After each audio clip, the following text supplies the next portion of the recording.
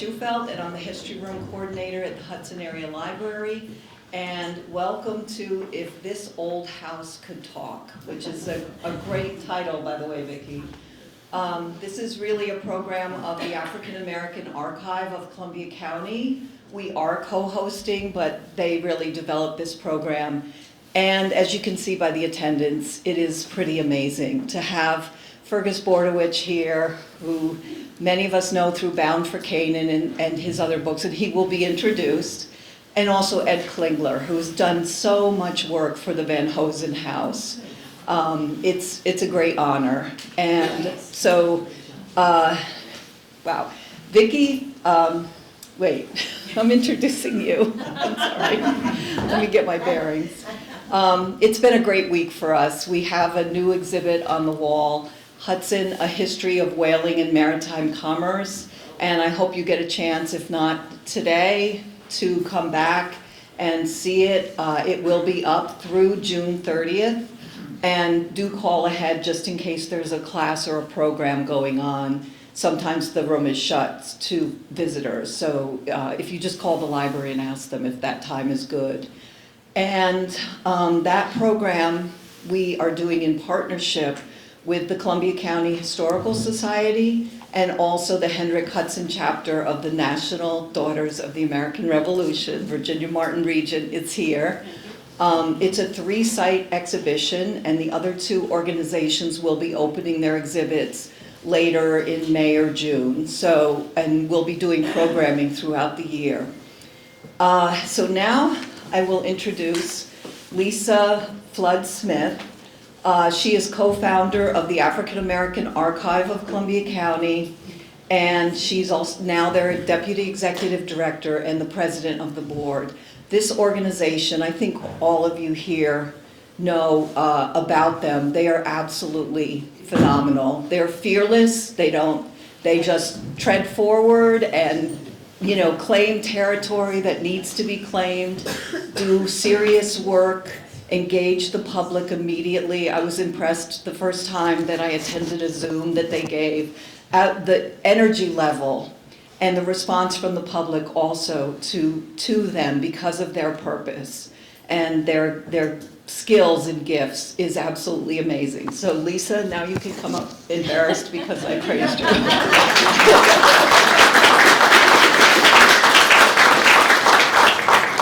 Well, that was, thank you, Brenda. That was some introduction. I feel like now I have to live up to that.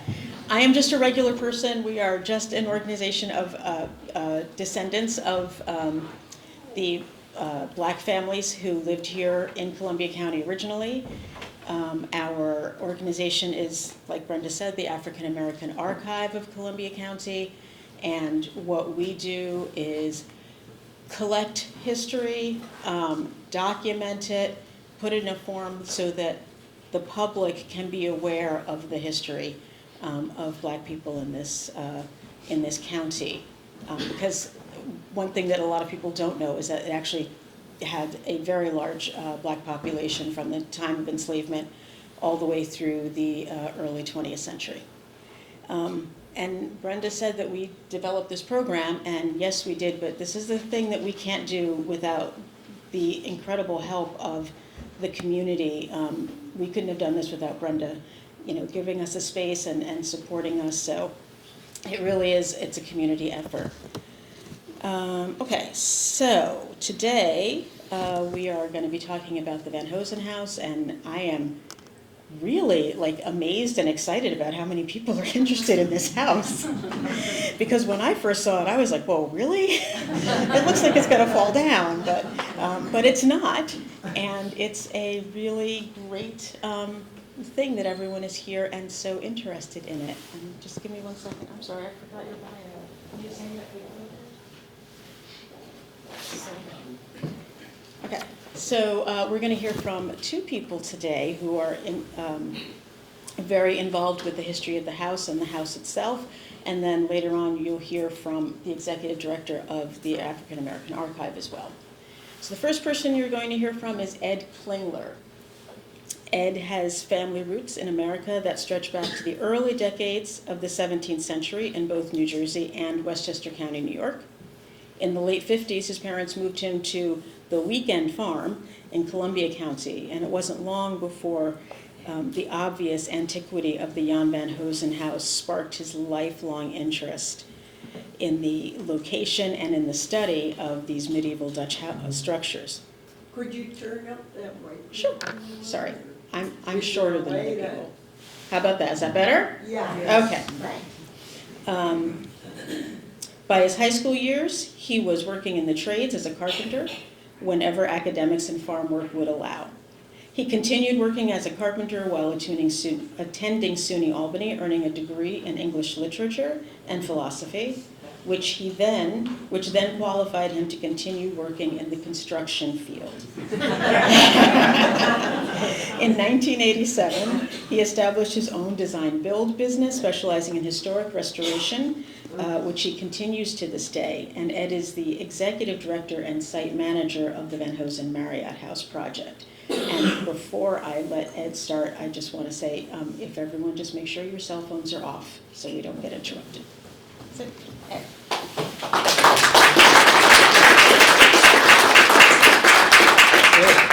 Thank you, Lee. All right, so we already have a small technical difficulty. Where did there we go.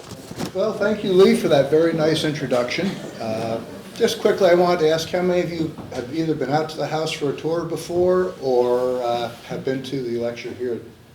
Okay, well, today I'm going to try and keep it short and present a focus on some of the enslaved areas to kind of give a little background to what Ferguson's talking about today.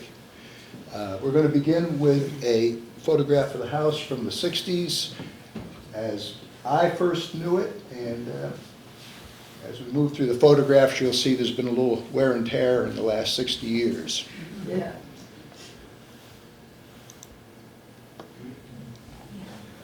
This is a view of the actual facade of the house, which faces north and away from Route 66. It's an unusual location, but it is a very formal facade that's really been worked over a lot. Doesn't show too clearly, but in the gable are the initials for the builders. There's a T above the IVH, which are for Taneke and Jan Van Hoesen, the builders of the house. The other thing I'd like to add is the right-hand section of that building contains an earlier frame, probably from around 1710 when they were married. The house itself, as it's now built, is circa 1740.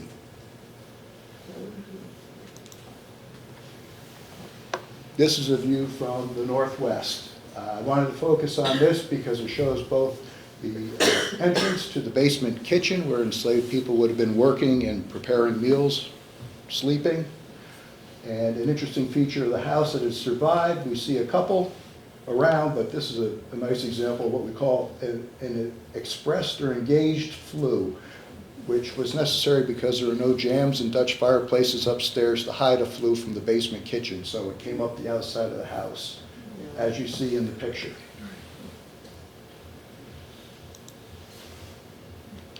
This is just a view from the southeast to kind of catch that profile. It also is, I think, captures the greatest problem we're looking at structurally in the house now, this section of that gable wall, which has moved the most over the last 60 years.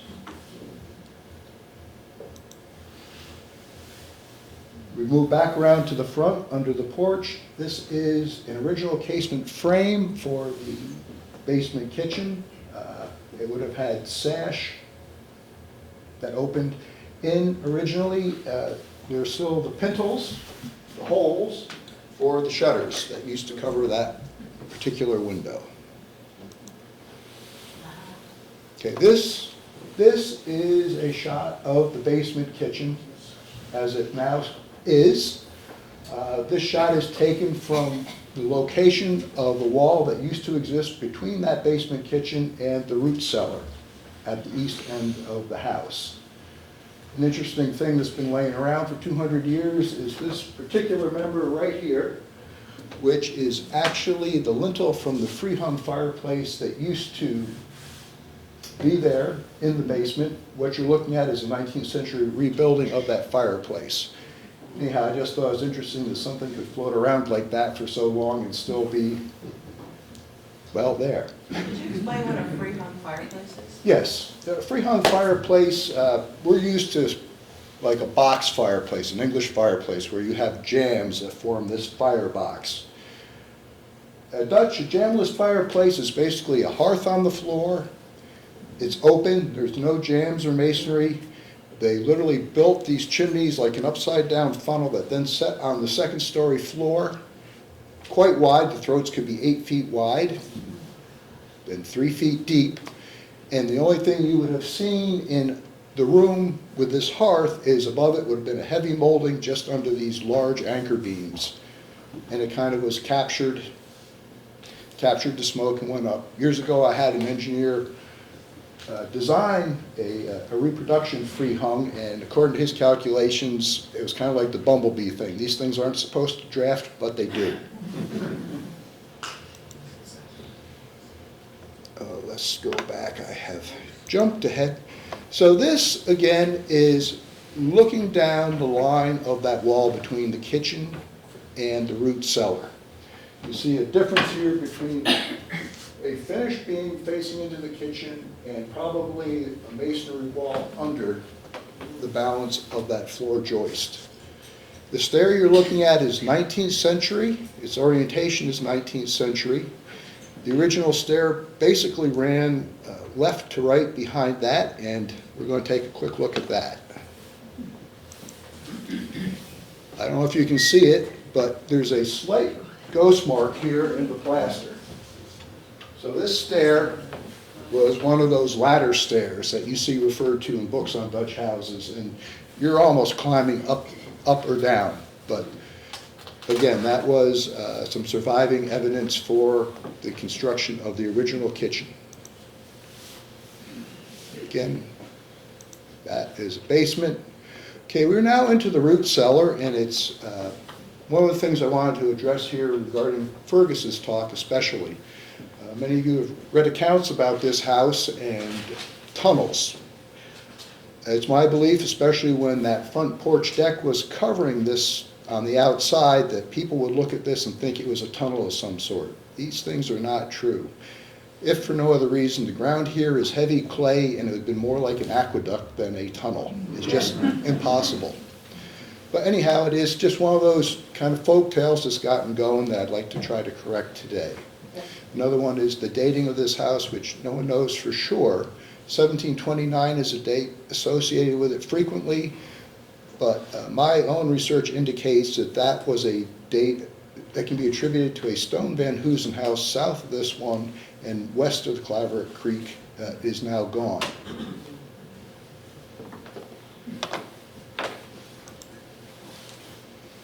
Okay, this is looking at that stoned up root cellar entrance from the exterior. And to the right of it is a small, well, it never had sash in it. It had a series of wood dowels, for lack of a better word, in this plank frame, which has been closed up for the time being. Now we're upstairs in the center hall, and this is where that steep ladder-like conveyance would have dumped you out into the main floor.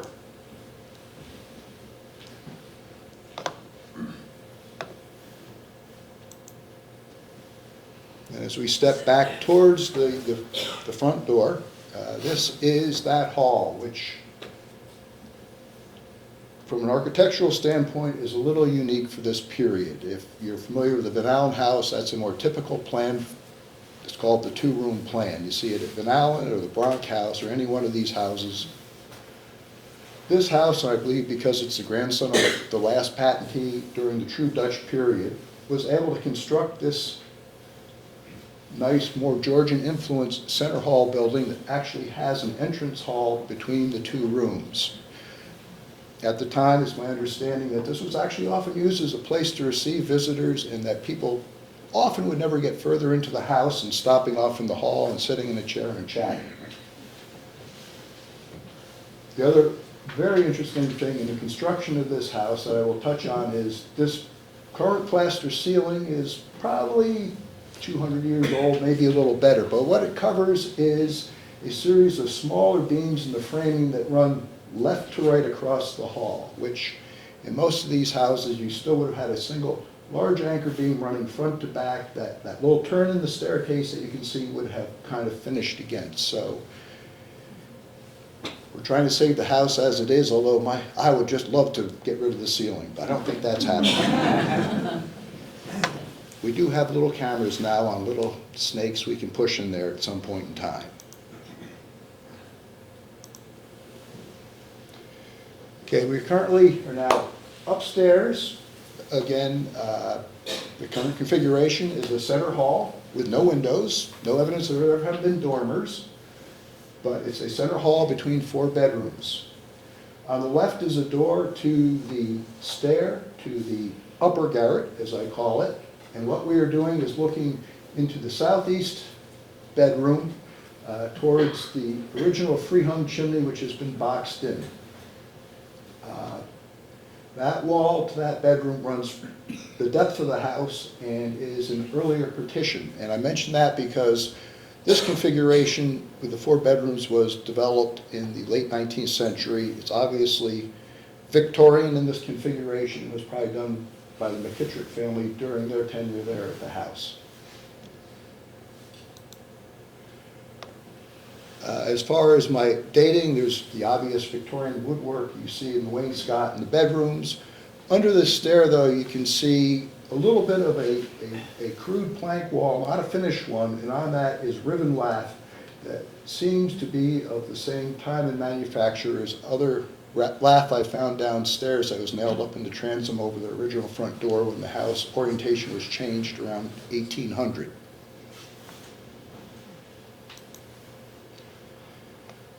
This is a view from the southeast bedroom looking back out towards the hall. We just closed the door the other day so you could get a look at a decent late 18th century 4-panel door with a simple thumbnail around that raised panel. So the wall to the right is actually an addition as well.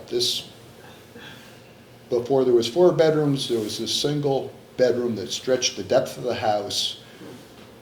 And I mention this because one of the areas where enslaved people would sleep or would have been on this floor.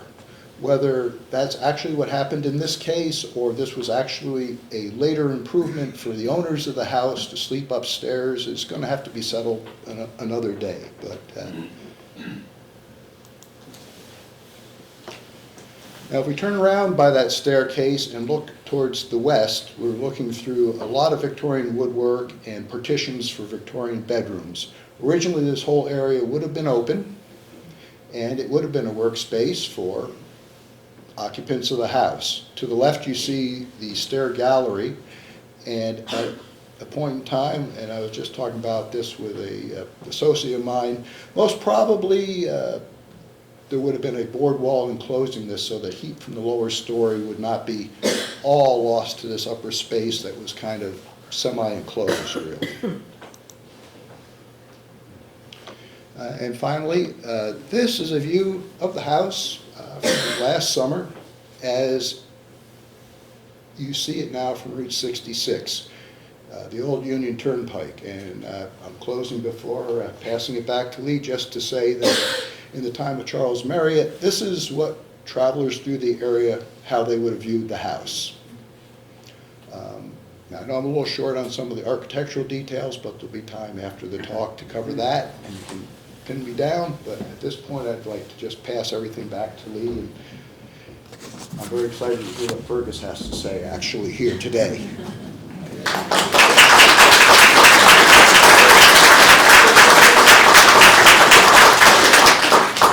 Thank you, Ed. That was great. I actually hadn't seen some of those pictures, and some of those details you didn't even tell me when I was visiting the house, so it's kind of cool.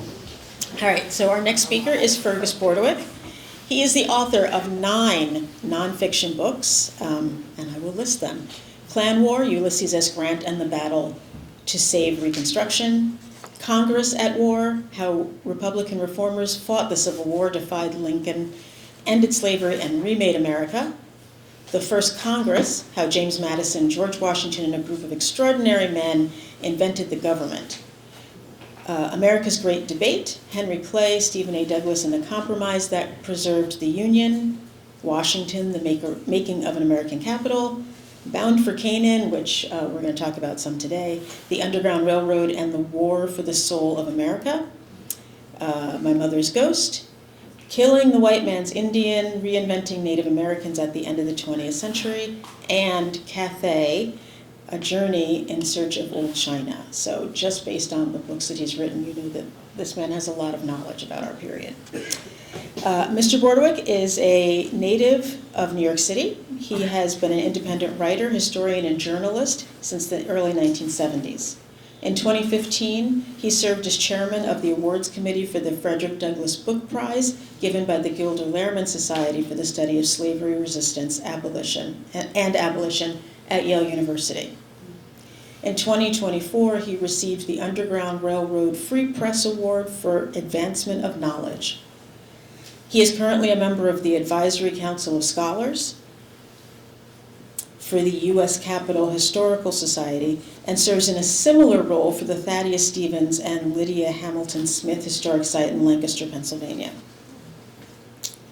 His articles have appeared in many national magazines and newspapers, including the New York Times, Smithsonian, and American Heritage. His book reviews appear regularly in the Wall Street Journal, and he is a frequent speaker on subjects related to 19th century American history.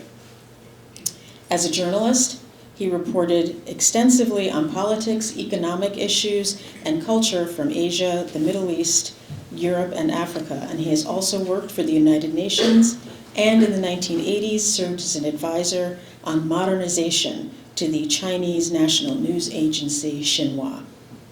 He holds degrees from the City College of New York and from Columbia University, and he currently lives in Washington, D.C. with his wife Jean Parvin Bordewick, who is an advisor to philanthropies and democratic governance, and a playwright. So, without further ado,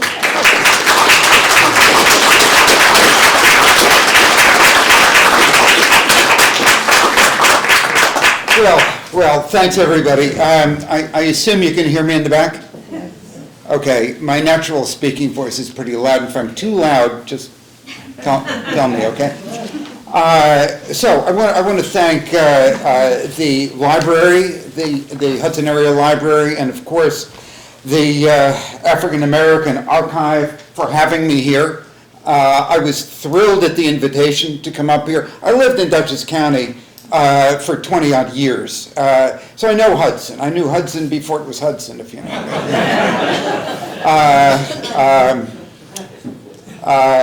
And I was really thrilled this morning with Ed to be taken by Ed to the house. You know, I found this, look, I know the house was there and everybody who lives nearby knew it was there. But when I was writing about the Underground Railroad, this book, Bound for Canaan, this is about 25 years ago. I'm not going to tell you this in great detail, but I became very interested in Charles Marriott, and you will probably realize, I'm calling it the Marriott House. Okay, I'm perfectly aware it had a history before Charles Marriott, but Marriott is my man, you know. And I'll say a few more words about that in a minute. And I stumbled over letters from Charles Marriott in the archives at Rokeby, which is a fabulous historic site up in northern Vermont near Burlington. Letters from Marriott to the Robinson family, dating from the early 19th century, from this guy Charles Marriott. And they're from Hudson, New York.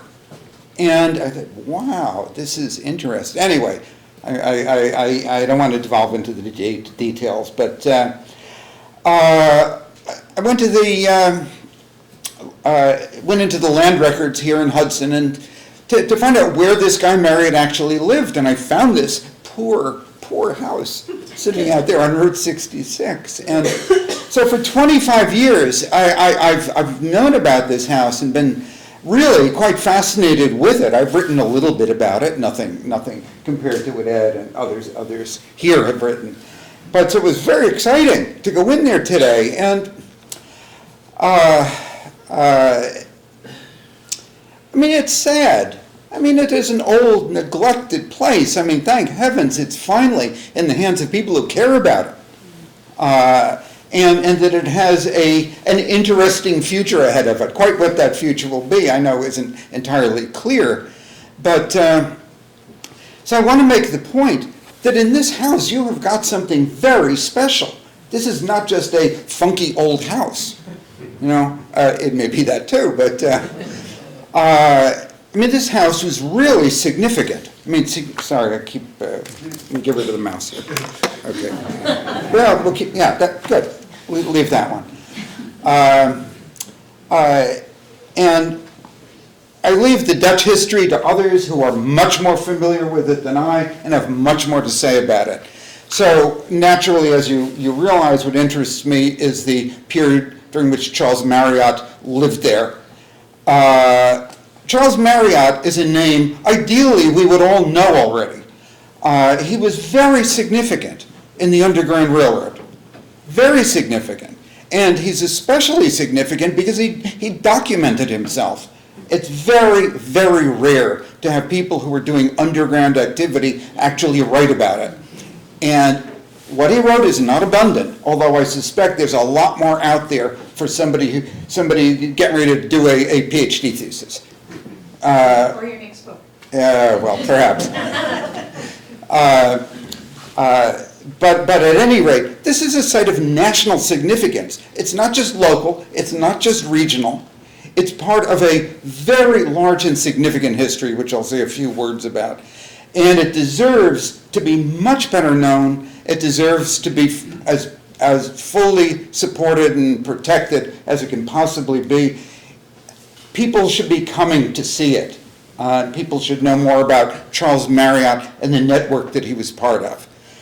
And what network was that? Okay, we call this thing the Underground Railroad. The Hudson River Valley was one of the main national arteries of the Underground Railroad.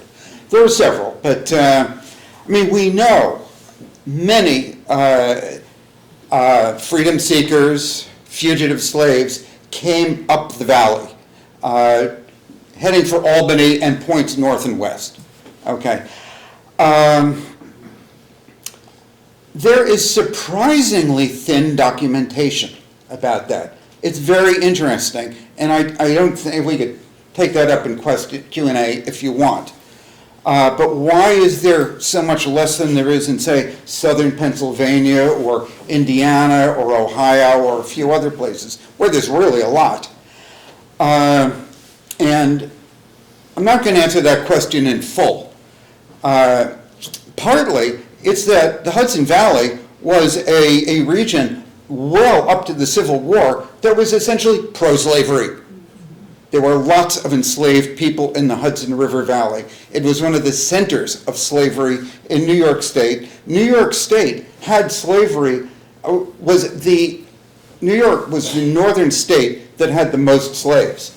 The Hudson Valley and the area around Queens and southern Long Island were the other areas. People clung to slavery longer, and the attitudes that survived past the ending of slavery in New York survived even longer than that.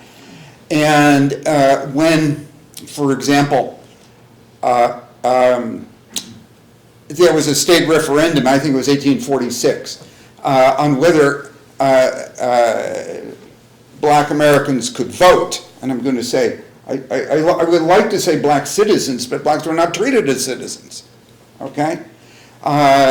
Every count, all the Hudson River counties produced the largest vote against it. And when I say large, I'm talking about 94%, 96%, 95% up and down the valley. So it tells you something about the real sentiments that were common in the valley. Nonetheless, a lot of freedom seekers came up the valley. So how'd they do it? And where does Charles Marriott fit into it? Okay, there are two ways to come up the valley, on land and on water, okay? And eventually, well, by railroad, yeah, that's on land, but early in the 19th century, people came by foot somehow, okay? And I think much more can be written about this, but it's my belief that the most organized system for that was a series of Quaker enclaves. There were a lot of Quakers in New York State. Really, Quakers were a very significant minority in New York State at the time. The history of Quakers in New York is extremely interesting, but I'm not going to tell it to you, because we'll be here for a long time. But there were Quaker meetings, and they still exist actually, that were all within one day's walk of each other up the valley. You could walk from New York City to Vermont and sleep every night under a Quaker roof, okay, or in a Quaker barn, or in a Quaker orchard, or whatever. And many of these meeting houses still exist all the way down through Westchester County. There were also, particularly after the end of slavery in New York State, 1827, think about it, there were small enclaves, black enclaves, scattered all over the Hudson Valley of people who had been enslaved, no longer were, and were living free in their own quasi-segregated communities. And those also would have been havens, or at least potential havens, for freedom seekers, okay? Hudson was a really significant point in this chain of communities going all the way up to Vermont. And I really hope people sitting in this room are doing more work on these people, Marriott and other Quakers, you know, of the period. There's much, much more to be known and written. And the land route, let me put it this way. Who were the freedom seekers? Now, in our heads, usually we think of people dodging bloodhounds coming out of Alabama or Virginia or North Carolina or someplace. Those people were not coming to Hudson. Most of the people whom Marriott, some may have, but most of the people Marriott and his associates were dealing with, probably, I'm talking about the 1820s, maybe even the 1810s, 1820s, 1830s, were actually enslaved people coming from somewhere else in New York, from New Jersey, Connecticut. Slavery, there were enslaved people in New Jersey until 1863. You know, not a lot, few, very, very few, but they were there. So those first freedom seekers were coming from places not necessarily all that far away. Sojourner Truth, as you all probably know, was enslaved in Ulster County. So at any rate, so we have to reorient the way we think about who fugitives were in that early period. Naturally, after the end of slavery in the northern states, more people who are coming up the valley are coming from somewhere else. That corridor that I spoke of really begins, others begin elsewhere in the country, but Northern Virginia and Maryland. Virtually the vast majority, I can't say virtually all, the vast majority of freedom seekers just come from a couple of states. They're coming from Maryland, Virginia, and Kentucky. They're not coming from Alabama and Mississippi and Louisiana. You can't get out of those states except by sea. And it's another story. It's almost impossible. You don't have maps. You can't go to the Exxon station and just, well, you can't buy one today either. It's all gone. But I'm dating myself, you know. But so they're coming from these few states. So people coming this way are mostly coming from Maryland or Virginia, border states essentially, northern South. through Wilmington, Delaware, Washington D.C. area, Philadelphia, and fanning out. There are a couple of routes out of Philadelphia, but very commonly Philadelphia to New York City to Albany, Albany to points west or north. Generally not to Canada, by the way. People assumed they were all going to Canada. They weren't. Mostly people were just looking for a safe place, and often found it in abolitionist areas of New York State or New England. So once there is steamboat service on the Hudson River, you can get to Albany in a couple hours. And indeed, there are hundreds of boats a day, hundreds, if you factor in sailing sloops, cargo sloops and whatnot. Many of these boats are crewed by African Americans. There is a line running out of Albany that was almost entirely operated by African Americans. There are African Americans working in every capacity on the river. And there is ample evidence, I can't say it's wildly abundant, but ample evidence that people are put on boats in Manhattan, and if your alternative is to spend a week walking and dodging people who don't like you on land here up this side of the river, or traveling by boat in a couple hours, this isn't rocket science. And similarly, when the railroad is built and opens in the 1840s, I think, 48, maybe 48, people go by railroad, and it's people who write in this field will forever say, well, the first thing you need to know about the Underground Railroad is that it wasn't a railroad, except when it was, which it often was. And Harriet Tubman, who led groups of freedom seekers up from New York to Albany and points west, Buffalo, and she sometimes to Canada, bought tickets in Grand Central Station in New York. They just worked like anybody else, which does tell you something about how underground or how secret the Underground Railroad actually was once you got further north. Okay? It was never entirely safe. It was always fraught with anxiety for people traveling, and some people were arrested, certainly in Poughkeepsie and in Troy, elsewhere.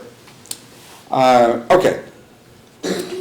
So, my time is not infinite here, and I even though I would just love to spend 3 hours telling you about this, but you wouldn't want it. So, as I said, the Hudson Valley is one corridor. There are others, and this book of mine, Bound for Canaan, really talks a great deal about the Midwest, where probably the largest numbers of freedom seekers crossed into the north, Ohio and Indiana and Illinois.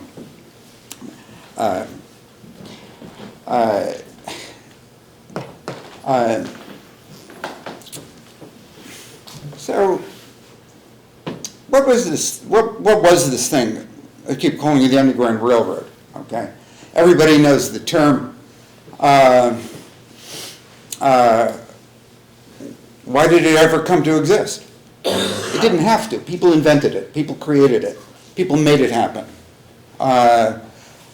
Extraordinary people, very brave people, black Americans and white Americans. And I think one of the most salient facts about the Underground Railroad, and in some respects maybe the most important aspect of it is the first phenomenon, movement, called a movement, in American history in which you had black and white Americans working together, collaborating, and by and large on an even basis, with nobody within it privileged according to color. In some areas, activists were mainly black. In some areas, they were mainly white. But by and large, it worked only because people were collaborating. It probably wouldn't have worked if they weren't collaborating. And in the America of the early, very, very early 19th century, this was extraordinary beyond imagining, except it happened. And The Underground Railroad,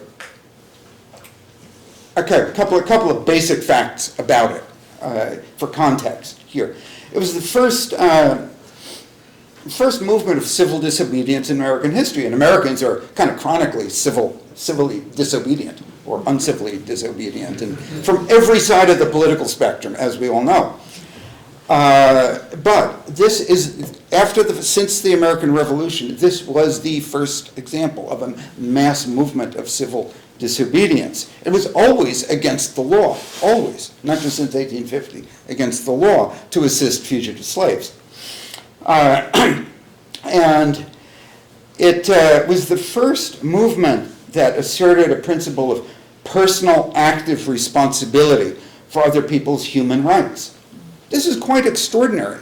Now, the very idea of human rights was comparatively novel in the early 19th century. As we all know, it derives from Enlightenment thinking, and we see it coming into focus in the writings of the founders of the country and so on. But to work in the Underground Railroad required that you personally do something, not just have a sentiment, not just good feelings towards fellow human beings, but to do something, to make something happen, and to risk your own security and safety to do so. And in the border country, it really was risky. It wasn't very risky in the Hudson Valley, quite frankly, or further north.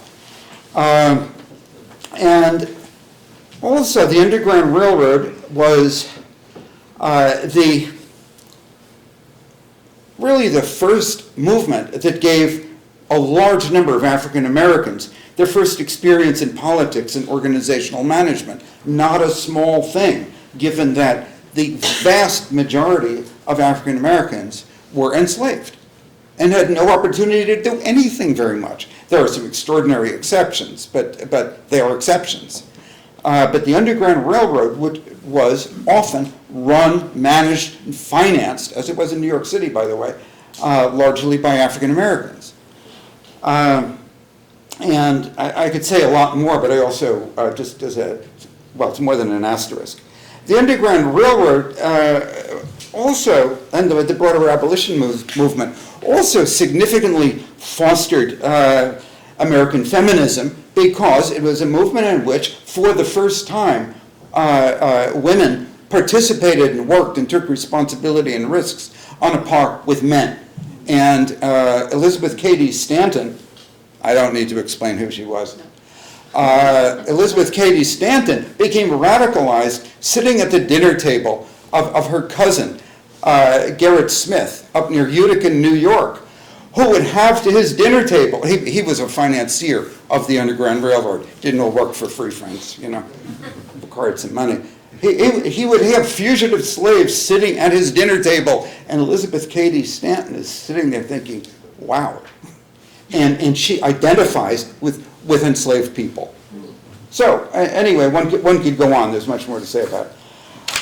The Underground Railroad's origins, I think, can be traced to probably the 1790s or the very beginning of the 19th century in Philadelphia as an organized movement, planning what to do with freedom seekers, how to move them from place to place, disguise people, carry them from town to town, and so on. And if there were a person who could be said to have been the founder, that's a stretch.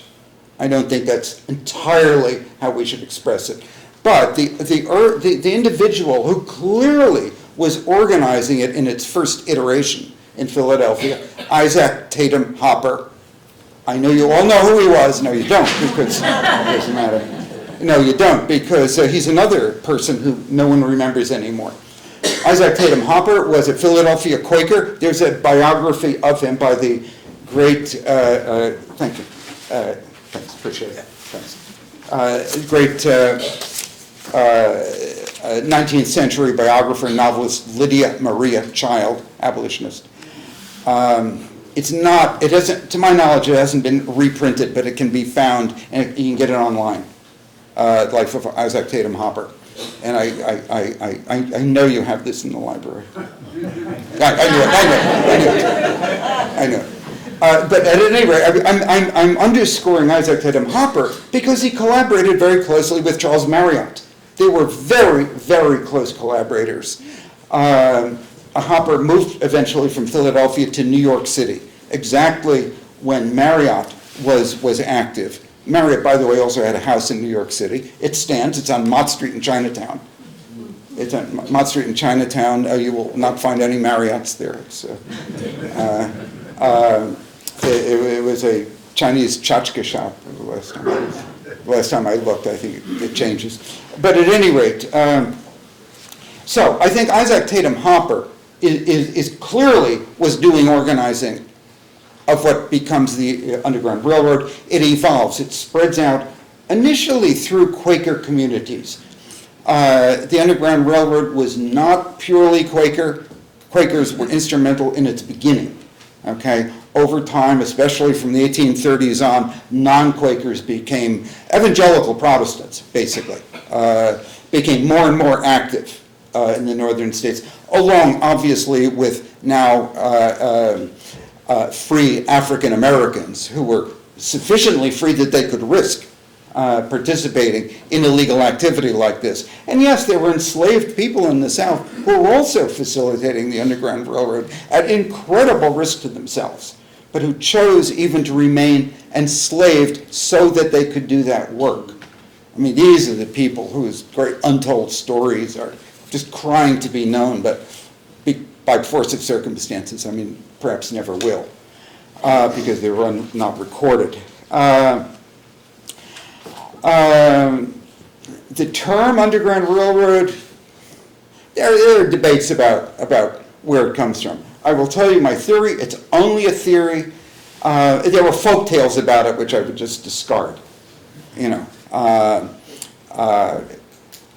that the name, I think, was coined around Philadelphia very early in the 1830s by several men who were simultaneously doing underground work and financing railroad building out of Philadelphia.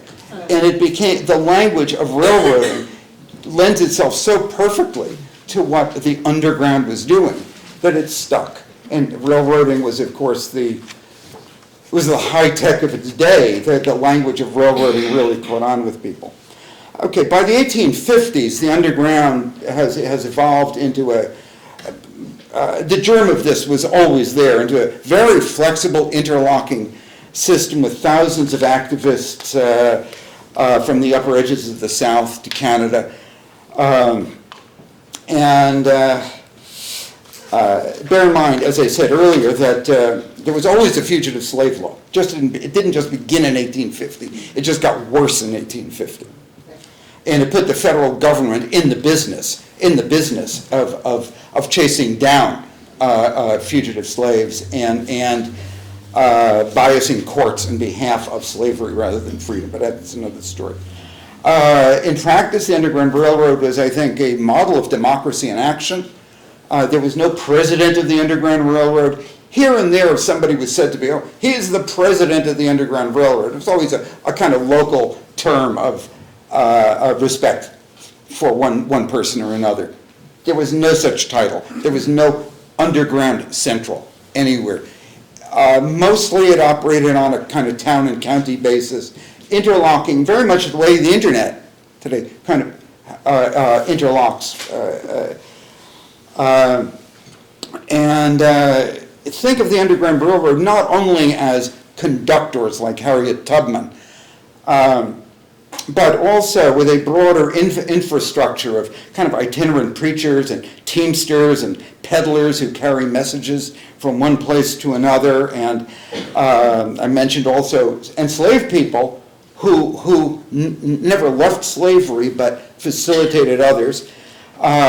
Sailors and ship stewards, right here on the Hudson River, very significant. Lawyers who are willing to defend fugitives. I mean, without lawyers, it wouldn't have worked. It wouldn't have worked. And it's also one reason white people, professional white people, were essential to it working, because they could go to court. They could go to court. and be effective. Businessmen who provided funds. 5 minutes. Okay. Shoot me, Okay, I'm almost done, don't worry. But businessmen and even a wider pool of family members and friends and members of church congregations who might not participate in illegal activity themselves, but would help conceal the people who were. I mean, most people, frankly, will not break the law. No matter what their sentiments are, they don't want to break the law. And it's human nature. I mean, very few people, relatively, are able to cross that final line. Okay, I will not talk about the mythologizing of the Underground Railroad, although I enjoy it because there's an awful lot of it, including here in the Hudson Valley. I mean, I heard stories when my wife and I moved up here many years, 30, 40 years ago. Real estate people love these stories. That funky place in the basement, or the dumb waiter outside, they brought the slaves up from the basement. I heard these stories. Anyway, quickly, how busy was the Underground Railroad? I mean, in my book, I tried really to work a lot hard on numbers. They're very, very hard to come by. Because nobody was just sort of clocking them in everywhere, except occasionally they were. And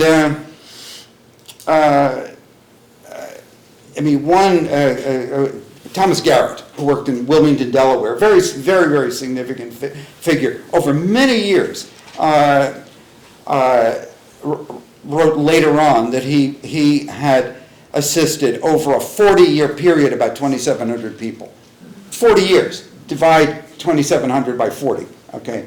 And you come out with something like 100, 125 per year. And that is a very, very busy operation there. Somewhat similar, say, in Philadelphia, Cleveland. I mean, I'm throwing you just a few random figures here so you get a sense of where there were a lot or there weren't so many. It varied. Sometimes there weren't many people at all. It wasn't as if there was this kind of endless stream at all. I mean, maybe one a day coming up the Hudson on average. Maybe just one person a day. Maybe a couple. And of course, bear in mind that people are often being counted twice. They may be counted in Philadelphia, and the same person may be counted in Albany. Okay? My best guess is that over a 60, maybe a 30-year period from 1830s to 1860,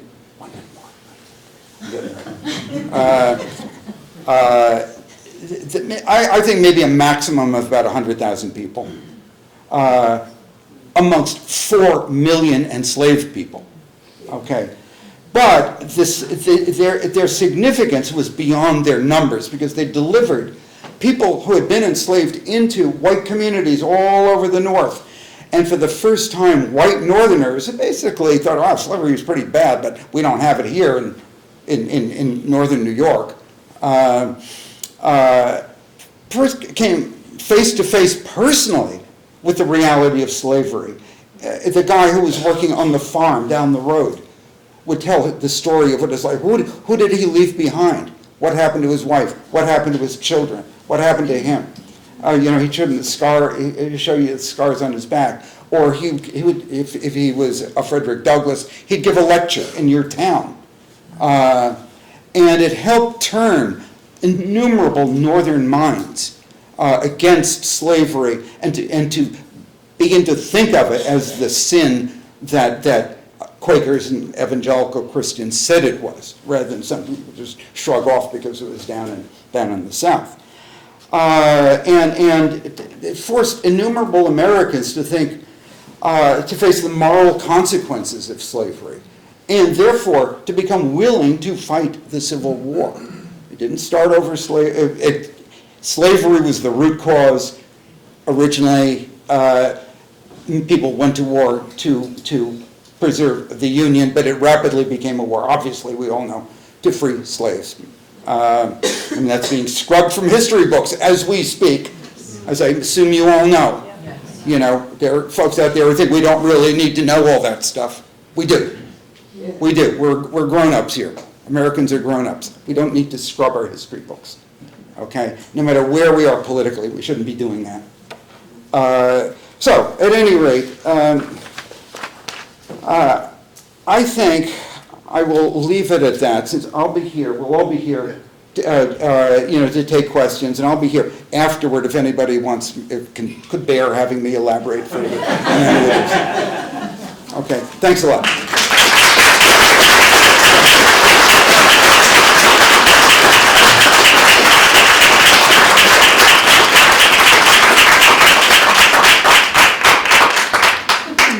Okay, I hope that as I was, you were all taking notes, because we just got a whole education doing that. Thank you. Thank you, Fergus. Our next speaker is Victoria Jimson Flood, who is the Executive Director of the African American Archive of Columbia County, and is also here representing the newly formed organization that's going to take that's going to be in charge of preserving this house and making it so that we can, honor its legacy. Victoria also, I'm just going to say, she's also my mom. So, family resemblance. Is there anything else you're supposed to say about you? No. Okay, so Victoria.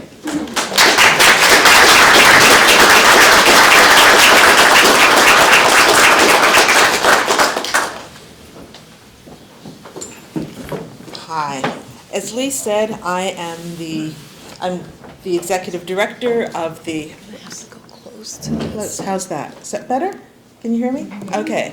As Lee said, I am the executive director of the African American Archive. I'm trying to.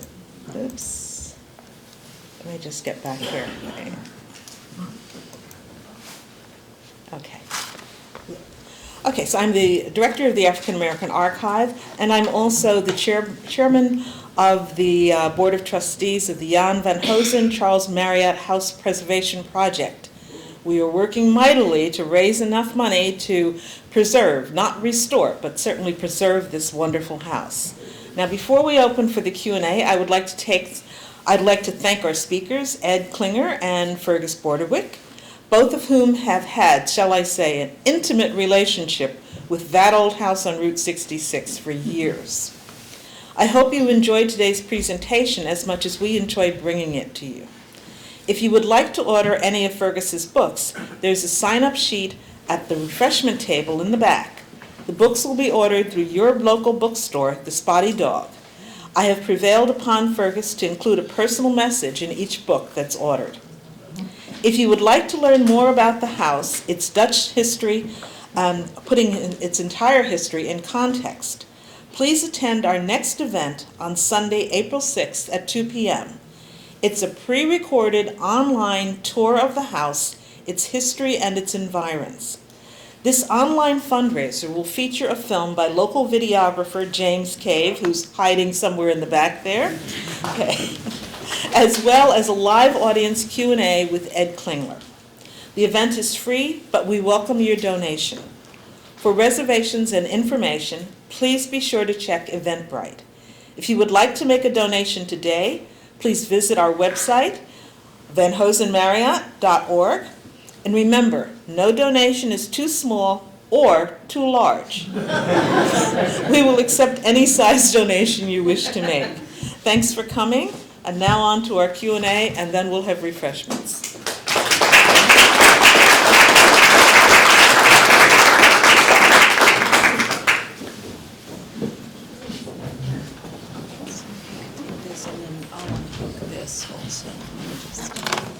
Thank you.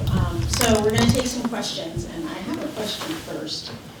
I would love it if you, gentlemen, could talk to us about the history of ownership of the house and how it related to the different time periods too. That's how it. All right, well, thanks, Lee. There's actually only been a few owners of the house. Of course, from the time of its building and rebuilding, it was a Van Hoesen family house. And up until about 1785, 1790. Van Hoesens apparently were loyalists, so they were on the losing end of the stick. again, and I think I should footnote at this point that I have Ruth Piwonka, no longer with us, to thank, but many of you know Ruth as the Columbia County historian. So really, I want to give credit to Ruth for the information I'm sharing with you. So from the time of the Van Hoesen family owning the house, and then their kind of flight, at least many of the members from the community, the house by the 1790s has passed into the hands of the Gilbert family, which was a relatively brief tenure of ownership. Between 1800 and 1810, the documentation I've seen, it is in possession of Marriott. Ruth did add that Marriott owned a couple of different residences in that immediate area, and she has suggested further work to see how that all really shakes out for, which property may have been, but it seems like the Van Hoesen House, the Van Hoesen Marriott House, is a good bet. So the Marriott family owned its house up to around 1850. I was just looking at some of my records. I believe in 1851 it was sold to the McKittrick family, who owned it until the 1960s when the property was purchased for development into the mobile home park. So it's certainly an area, there's a whole history of Scots-Irish here associated with this property we haven't even begun to scratch yet. And I think it's one of the things, both within the walls, the actual architecture, but not all so that, but really the social history of this house is just incredible. But so it's Van Hoesen, Gilbert, Marriott, McKittrick, the Zalis family, and then at this point the Cook family, who are the owners of the park, and hopefully soon us. Anyhow, let me give that back to you, Lee. Thank you. Oh, okay.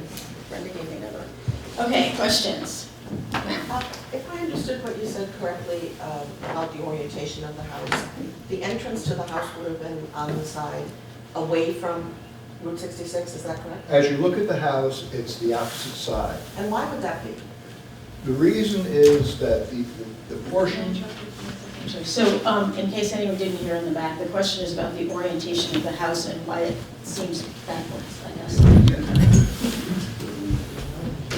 it's hard to be dogmatic about a house where typically a Dutch house is built facing south or southeast for orientation.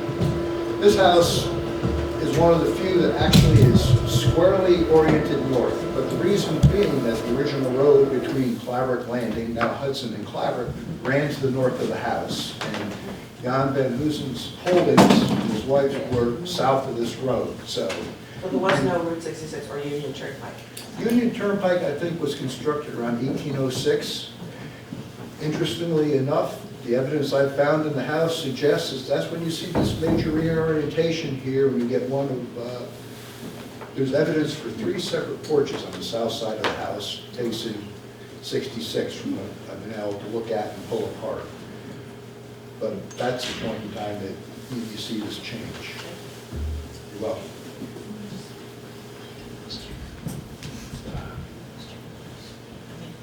Sir? Yes, I live in a house that was built in 1767, and the basement is fairly extensive.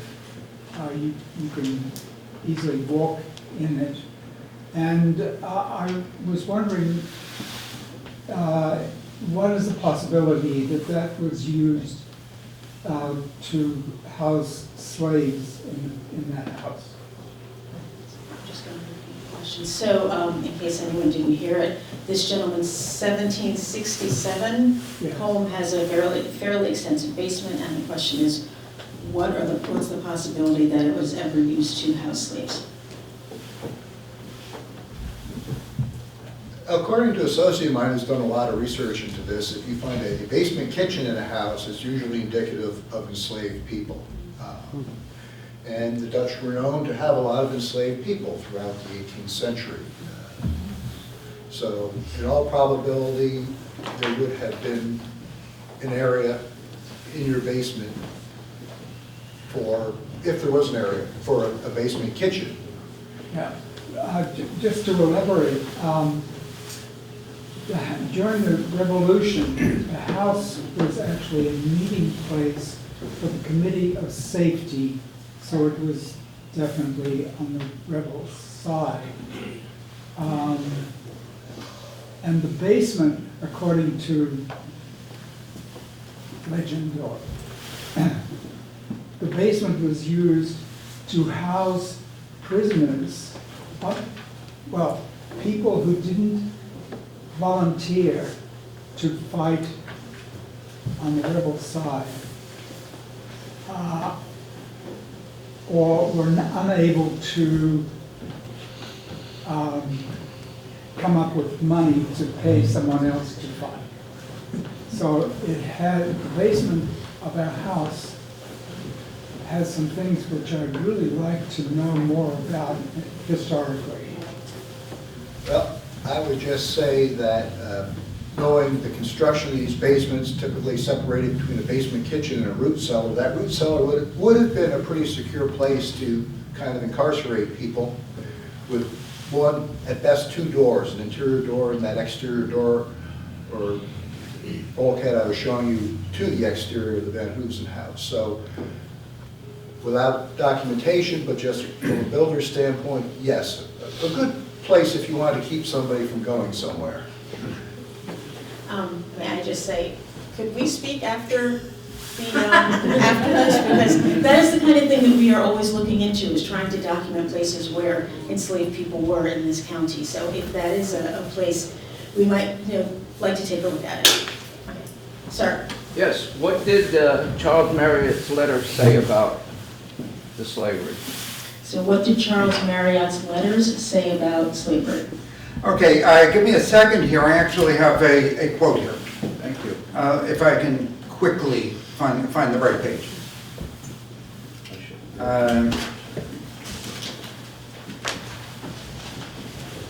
Okay, I'm going to read something here. In his letters, Marriott eloquently expressed the moral radicalism of the underground. He wrote, for example, in 1835, "Friends," by which he means fellow Quakers, "friends generally seem to deplore the present excitement. For my share, I hope it will never subside until slavery be abolished." That tells you what he thought about it. He was also one of, as I said up there, one of the few underground men who left documentary proof of what they were doing. In one of these letters, he wrote in 1838, quite matter-of-factly, "Many fugitives from the South effect their escape. 3 passed through my hands last week." So, I mean, that's like gold in studying the Underground Railroad. There are not many records of that caliber.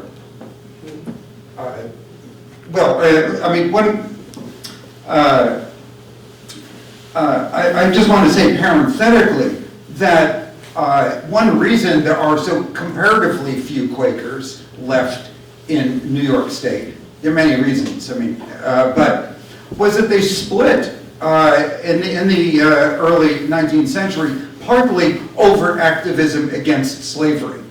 And it drove many people like Marriott, and I believe including Marriott, were actually read out of meeting because of their activism and their collaboration with non-Quakers.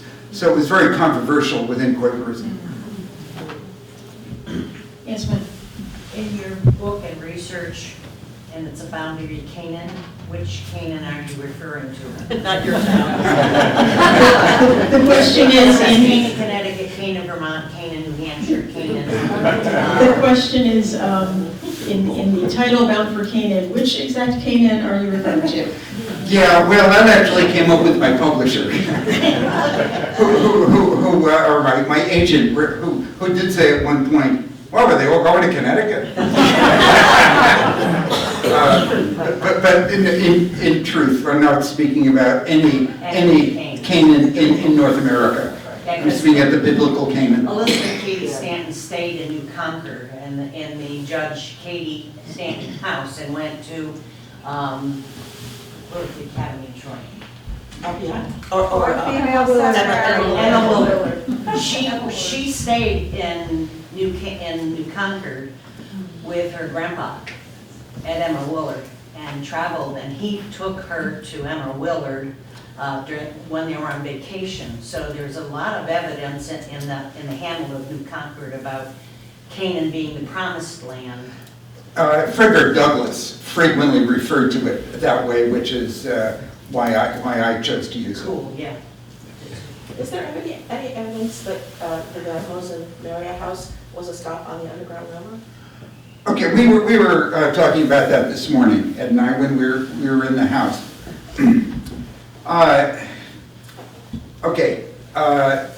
Marriott owned several properties Right. in the area.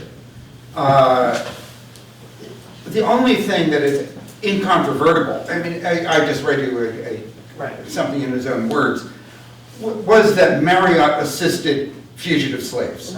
Okay. Where exactly did they stay? I mean, not necessarily in the house. They would have had barns and other property, and he had other properties. If it was warm weather, they might have camped in an orchard. They might have only been here overnight, or not even overnight, with him in some fashion. So I would hesitate personally to say, yes, this is the room they slept in. Well, as you heard from Ed, the whole house has been reconfigured several times. I don't think that's knowable unless some other kind of documentation turns up. But Marriott's connection with assisting freedom seekers is the important thing here. The Underground Railroad, what's really important about the Underground Railroad is people, it's not architecture.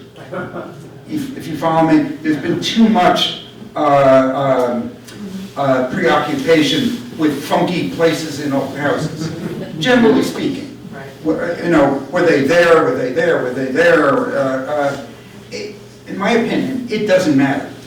It doesn't matter. What matters is the relationships of people, the moral responsibility they took, what they did with other human beings, you know, on behalf of human rights and so on. And I as you gather, I try to get people away from the properties. But Marriott was the man. You know, he's real. You know, he did what was necessary to do. And whether he did it in this house, you have this house. Right. You have this physical connection with him, and therefore with the life he lived. Thank you. Sure. Any other questions? In the back, sir. This question's for Ed. Okay, hold on one second. I was going to the gentleman behind you, and then you're next. Sorry. Thank you. The Columbia paper article alluded to the fact that the Marriott House was one of several brick structures within the county that were known to be part of the railroad. Is there any kind of listing of where those other houses were? So the question is, is there any kind of listing of where the other brick structures that may have been part of the Underground Railroad? For my part, I don't know of any. Burgess? Nor do I. What I will say is that over the last 25 years, there's been an enormous increase in the amount of local research into the Underground Railroad broadly and underground sites all over the country. Okay, Columbia County. I really can't say anything useful to your question. I hope there should be, but it also properties that are alleged to be part of the Underground Railroad should be scrutinized as carefully as any other speculative idea, because there are a lot of, frankly, fakes, a lot of legends attached to houses that had nothing to do with the Underground Railroad. Case in point, and it's not in Columbia County, down in Dutchess, where I used to live.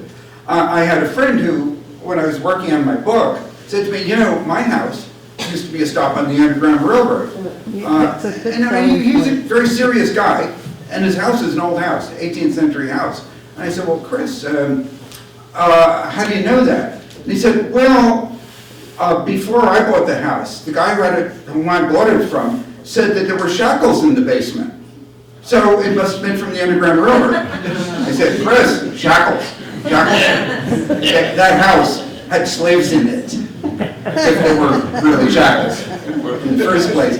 But these things, these stories like this metastasize, you know, and I mentioned that earlier today. There was a guy in Greene County a few decades ago who was giving tours of 20th century drainage canals, saying those are the tunnels the fugitives escaped in. So, just scrutiny. So if I could just throw 2 words in there. One of the things that we are doing at the African American Archive is we are trying to research as many properties as we can, which is why I said to this other gentleman, please talk to us afterwards. So if you do have a property that you think may have had some connection with enslavement or with the Underground Railroad or any other aspect of Black history, we actually want to know about it because we want to start building that list. Sorry. Yeah, this is for Ed. Who owns the Van Hoesen House today? It is owned by the Dutch Village Mobile Home Park ownership. The mobile home park. So you're not going to put a lot of money into it if you don't own it?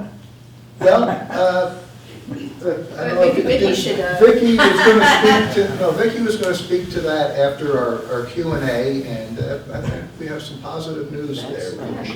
Do you want to jump in there now? Okay. Yeah, I think that might be the right time to do it. Right now, we're planning to have a major fundraising campaign, and we're hoping to be able to buy the property. We've been talking with the owner, Jeff Cook, and he is amenable to us buying it, except that we have to pay the transfer costs, which he thinks will be about $30,000. So that's why we're going to start our campaign. And then we're also going to do an HSR, which is a historic structure report, so that we can figure out what other kinds of scientific studies and archaeological studies we need to do. Because apparently, a number of years ago, they did a scientific study and they found about 600 artifacts, which are now in the State Museum. And a lot of those were from the Dutch era. So there's a lot of history to be documented. We just have to have the money for it. So once again, if you want to make a donation. Okay, we have time for about 2 more.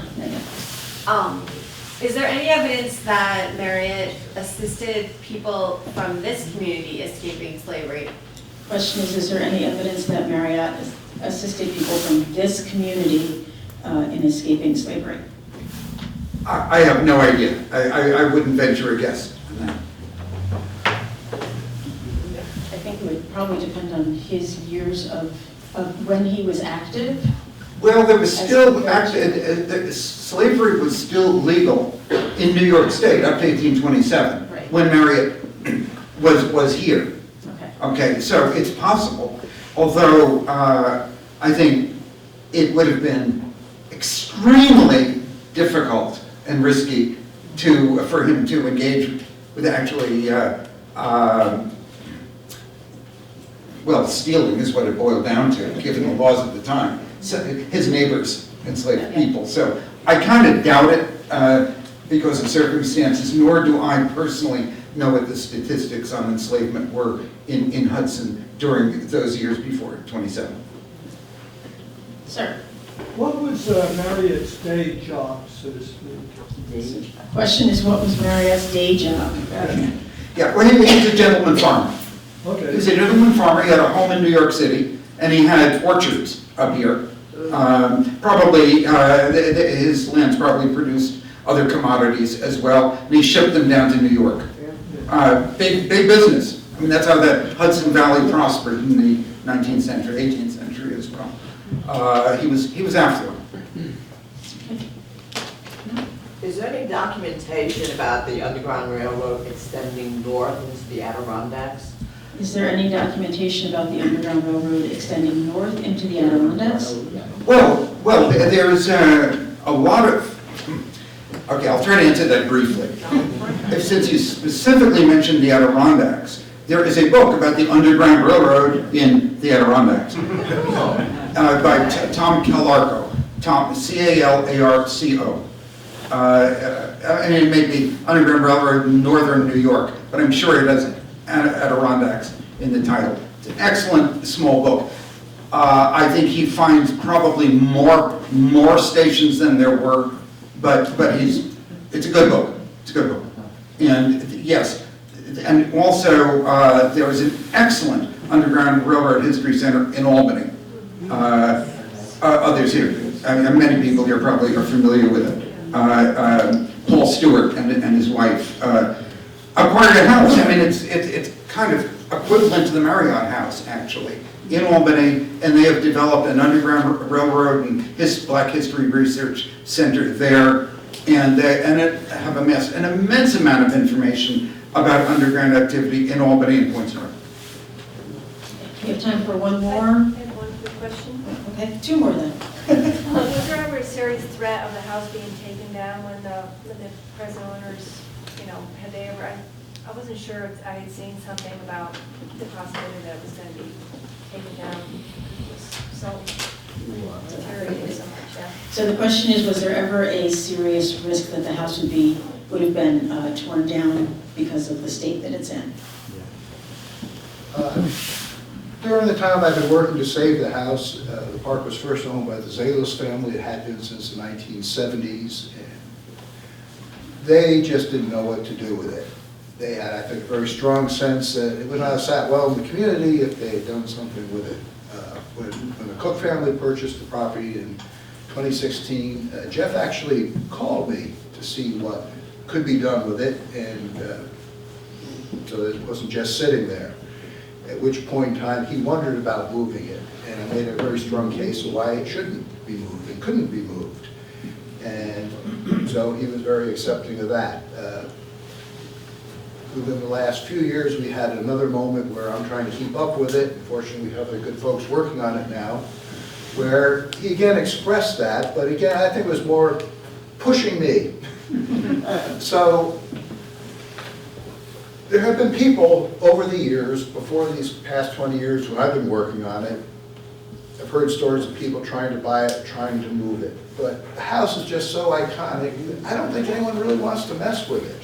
And as Vicki had just said to everyone here, that we finally have a way to move forward with the current owner who's very interested in supporting us. And frankly, for just the cost to survey and close, we're stealing it. You can't ask for more. Okay, last question now. Well, mine isn't really a question. My name is Paul Patazik, and I am a member of the Claverack Historical Society, and we would love to know how we could help. Did everybody know that? We're getting help. Thank you.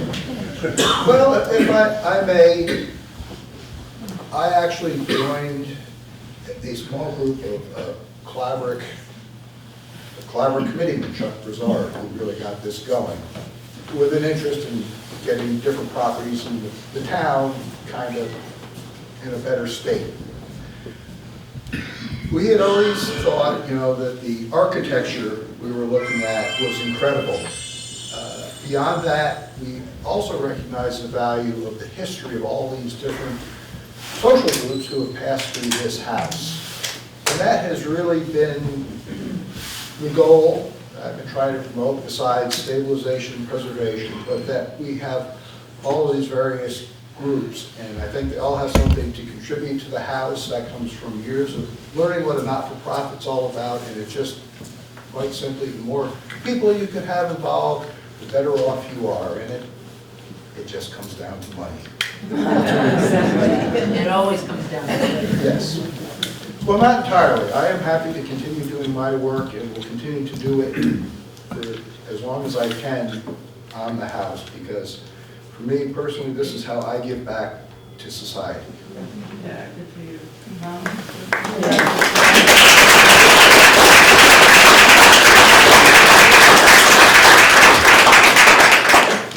Thank you all very much for being here.